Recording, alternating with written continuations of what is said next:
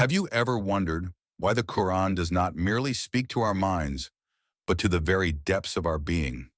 Why some verses make your heart tremble, your breath pause, and your soul awaken, as though an ancient memory has been touched? These verses are not just words to be heard.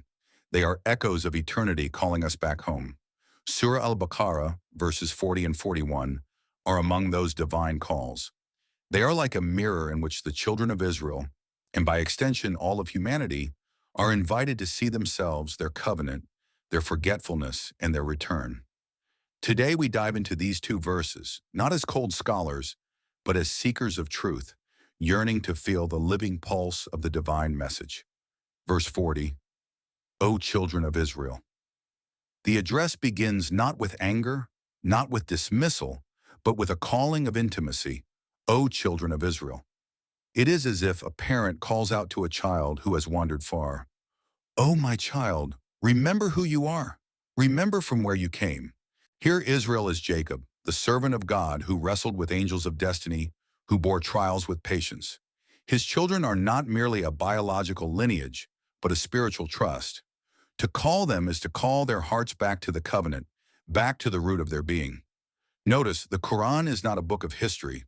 When it says, O children of Israel, it whispers also to the Israel within us, the part of our soul that once knew God but has forgotten. Remember my favor, which I bestowed upon you. God does not begin with punishment or demand, but with remembrance. To remember is to awaken. The favors here are not only food, shelter, escape from Pharaoh, manna and quails, parting of the sea, though these are real. The deeper favor is guidance itself, the light of revelation, the nearness of God's mercy. But the command is not, know my favors, but remember them. Knowledge can be dry, lifeless, stored in the mind. Remembrance brings it alive in the heart. Sufis say dhikr is not repetition of the tongue, but awakening of the soul. God is saying, remember not with your brain alone, but with your being. Recall that moment when you were saved, when you felt the divine hand upon you. And fulfill my covenant, I will fulfill your covenant. This is the language of love, not of transaction. God speaks of covenant, not contract. A contract is cold, based on suspicion, but a covenant is sacred, rooted in trust. God says, you be loyal to what you promised, faith, obedience, sincerity, and I will be loyal to what I promised, guidance, forgiveness, paradise, nearness. The beauty is in the reciprocity. The Creator, who owes nothing to creation, chooses to bind himself in a covenant of love. Imagine the infinite saying to the finite, if you keep your word, I too shall keep mine. What humility of the divine, what elevation of the human. And to fear only me. Fear here is not the trembling before a tyrant. It is awe, reverence, the trembling of the heart that knows it stands before majesty. To fear God is to be liberated from fearing anything else. Money, people, power, death. It is to anchor one's being in the real. Notice, only me.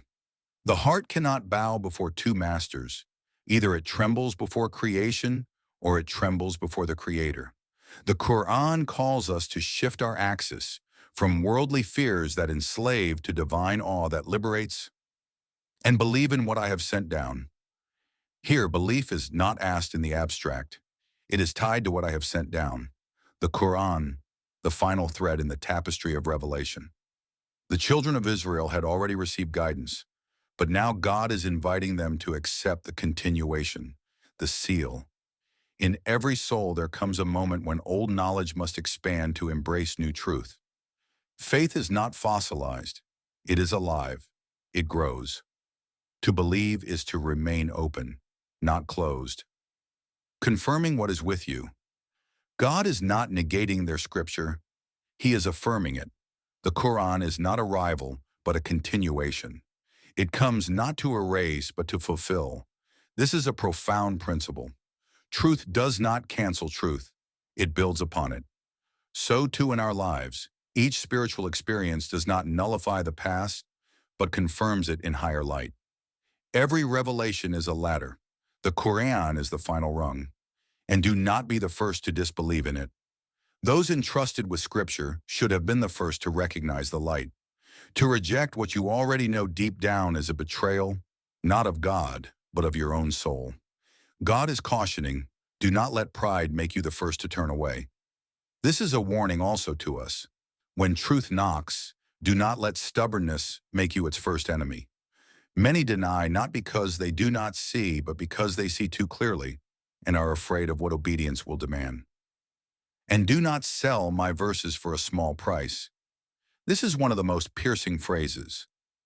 God's words, His guidance, His eternal light, sold for what? For a little comfort, a little wealth, a little status.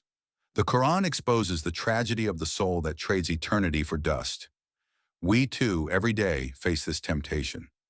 Every time we hide truth for popularity, compromise principles for profit, silence conscience for comfort, we are selling God's verses for a cheap price. The Sufi masters would tremble at this verse, asking, have I sold my soul for crumbs? And fear only me, have taqwa of me. The verse ends where it began, with the exclusive focus on God.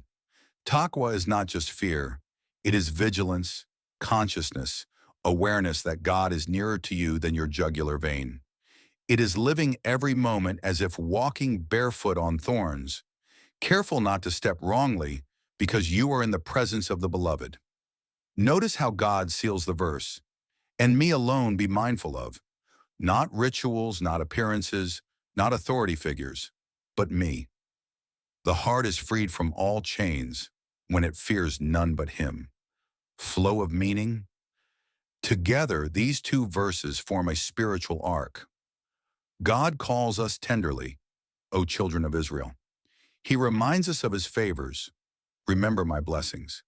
He binds us in love. Fulfill my covenant. He sets us free from false fears. Fear only me. He calls us to expand our faith. Believe in what I revealed. He assures continuity, not contradiction, confirming what you already have. He warns against arrogance. Do not be first to disbelieve. He exposes the cheapness of worldly trades. Do not sell my verses. And He ends with the crown of consciousness. Fear only me. It is as though God takes the soul by the hand, reminding it, lifting it, warning it, liberating it, until it stands trembling before Him in love. Closing reflections. Beloved listener, these verses are not addressed only to a people of the past. They are alive, and today they call to you.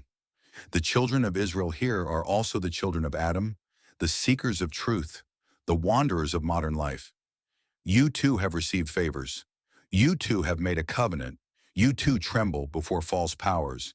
And you too are tempted to sell truth for comfort.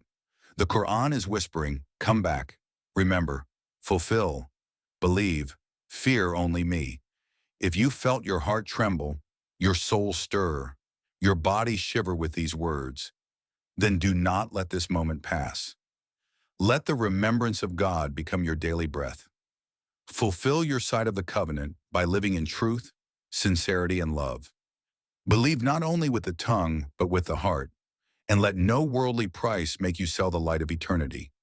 This is not history, it is your story. The call is now. The choice is yours.